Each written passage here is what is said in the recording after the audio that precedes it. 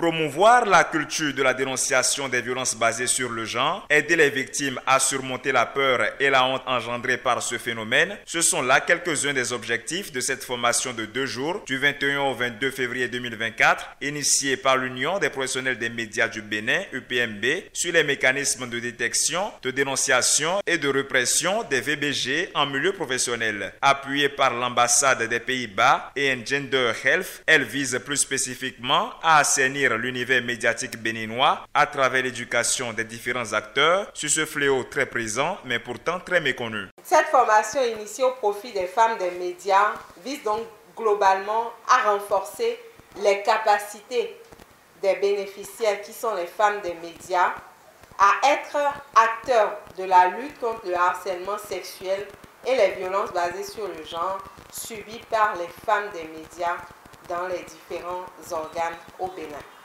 De façon spécifique, il s'agit d'améliorer le niveau de connaissance des participantes sur les mécanismes normatifs, institutionnels et opérationnels de dénonciation, de répression, de détection du harcèlement sexuel, des violences basées sur le genre au Bénin. Cette formation, initiée dans le cadre du projet Initiative Médias sans VBG de l'UPMB, se déroulera en 2 étapes. Une première séance placée sous le thème pour une résilience assurée et la sauvegarde des médias au Bénin. La prise en charge psychologique des victimes des VBG permettra aux participantes de mieux se connaître personnellement et par rapport à leur environnement de travail afin d'user de leurs forces intérieures et capacités réelles pour surmonter toutes les barrières professionnelles et plus particulièrement celles liées au VBG. Il s'agit de façon concrète d'amener chaque femme ici présente à remonter dans son histoire,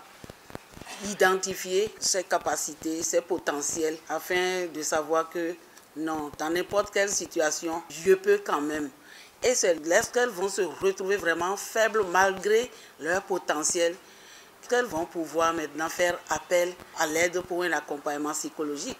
L'accompagnement psychologique se fait naturellement avec un psychologue. Mais qui est le psychologue? Quel va être le rôle du psychologue sur ce projet?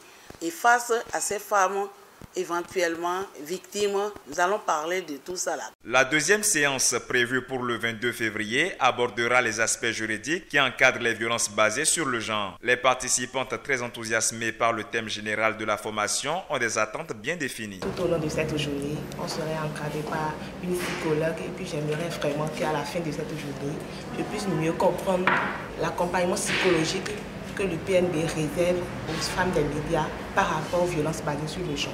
Moi, je voudrais être bien armée, bien outillée pour pouvoir bien réaliser des émissions qui vont aider des consoeurs à savoir comment gérer ces situations de violence quand elles sont victimes. Quand tu es femme des médias, tu dis pour les autres, mais dis pour soi-même, c'est difficile. L'autoprotection d'elle-même, tout ça. Je voudrais être bien armée à travers cette formation. Et aussi les tests de loi. C'est ça qui aide vraiment à la répression. Mon souhait, c'est qu'il y ait une émission.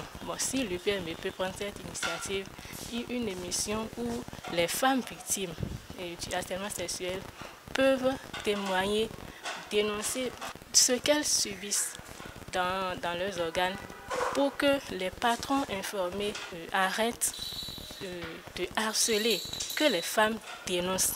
L'initiative Médias sans VBG de l'UPMB n'est pas un projet exclusivement féministe. Une clinique d'assistance juridique mise en place par la fêtière encadre aussi bien psychologiquement que sur le plan juridique les victimes des VBG sans distinction de sexe. Cette clinique est là pour aider, pour accompagner les femmes des médias en particulier et les acteurs des médias en général en cas de violence basée sur le genre. Parce qu'il y a des hommes qui se plaignent également d'être victimes de violences basées sur le genre.